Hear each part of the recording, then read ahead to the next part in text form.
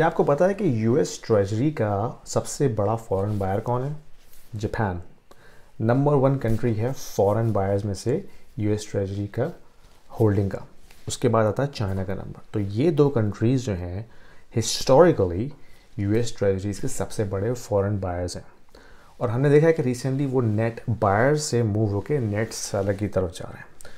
और पहले ये समझने कि फॉरेन कंट्रीज़ यूएस ट्रेजरी को बाय क्यों करते हैं। वो इसलिए करते हैं कि जब उनके पास कभी सरप्लस होता है ट्रेड का, तो जो एक्सेस प्रोडक्टिविटी है वो किसी ऐसे एसेट में पार्क करते हैं जो कि उनकी पॉलिटिकल या इकोनॉमिक सिचुएशन से बाहर हो।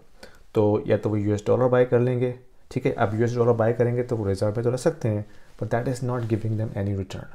तो वो यूएस ट्रेजरीज बाय करते हैं ताकि उससे उनको यील्ड मिले, इंटरेस्ट मिले। तो रिसेंटली हमने ये देखा कि जापान और चाइना जो है वो नेट बायर से मूव होकर नेट सेलर की तरफ जा रहे हैं। और उसकी वजह ये है कि जब उनके अपने इश्यूज इतने बढ़ जाते हैं इकोनॉमिकली, जैसे चाइना में देखा कि रियल एस्टेट का क्राइसिस आया हुआ है, कोविड लॉकडाउन की वजह से उनकी इकोनॉमी कॉन्ट्रैक्ट हुई है। जापान में करेंसी क्राइसिस आया हुआ है, उस करेंसी को स्टेबल करने के लिए उन्होंने काफ़ी यूएस डॉलर स्पेंड किए हैं मार्केट में in order to buy back yen. तो इस वजह से उनको लिक्विड यूएस डॉलर चाहिए था, जिसकी वजह से उन्होंने ट्रेजरीज अपनी सेल की है। इसका मतलब हरगिज़ ये नहीं है कि दुनिया डी डॉलराइजेशन की तरफ जा रही है, लेकिन इट स्टार्ट्स अ डिबेट कि अगर जो बड़े बड़े फॉरेन यूएस ट्रेजरी के बायर हैं जो नेट बायर से मूव होकर नेट सेलर की तरफ जा रहे हैं, then what does it mean in the long term. इसका मतलब ये है कि मार्केट से यूएस ट्रेजरीज के जो बिग प्लेयर्स हैं वो कम होते जा रहे हैं, ठीक है। और अगर ये ट्रेंड ऐसे ही चलता रहा तो ओवरऑल मार्केट से जो यूएस ट्रेजरीज के बायर्स हैं वो कम हो जाएंगे। And then there will be the only one buyer left in the market. वो कौन होगा? Federal reserve. और फेडरल रिजर्व एक हद तक अपनी गवर्नमेंट का डेट बाय कर सकता है ना, 100% तो नहीं कर सकता।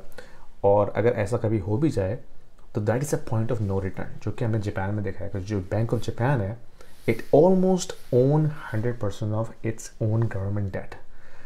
That is the point of no return. You cannot pay back that debt at all.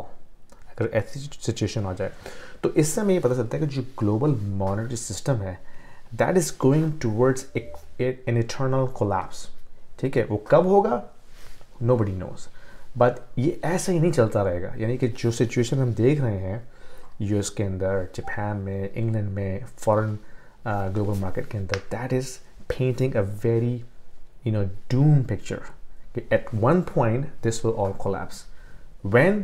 I don't know. Let me know what you think.